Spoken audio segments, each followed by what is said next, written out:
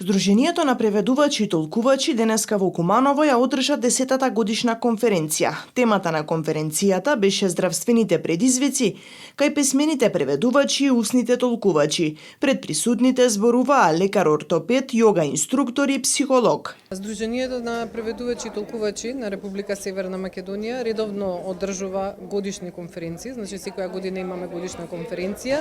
Наназад 10 години, оваа година имаме јубилејната 10-та конференција. Откако одржавме 2 конференции онлайн, претходните 2 години поради пандемијата, сега ја имаме првата конференција во живо и одлучивме да се собереме надвор од Скопје во еден малку поопуштен амбиент.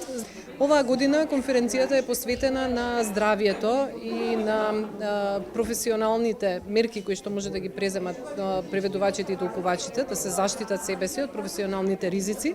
Па токму поради тоа имаме многу интересна агенда со интересни гости, значи имаме лекар-ортопед кој што ќе зборува за професионалните заболувања кои што може да ни се случат во текот на животот. Потоа имаме јога инструктор која што ќе зборува за вежбите кои што треба да ги правиме со цел да ги намалиме ризиците. Исто така имаме психолог, имајќи предвид дека работата на преведувачите и толкувачите е исклучително стресна, најчесто работат сами, често се соочуваат и со психолошки проблеми, од тие причини повикавме и психолог.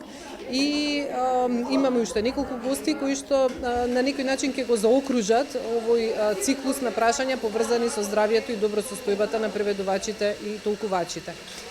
Исклучително ми е драго што имаме добра посетеност, имаме членови, меѓутоа имаме исто така и лица кои што не се наши членови, а кои што редовно ги посетуваат нашите конференции.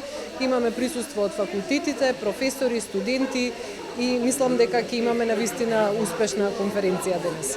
На денешната конференција беше промовиран и новиот вебсајт на Здруженијето mata.mk на кој може да се најдат податоци за досегашните активности, но и дополнителни корисни информации за преведувачите и толкувачите во земјата и странство.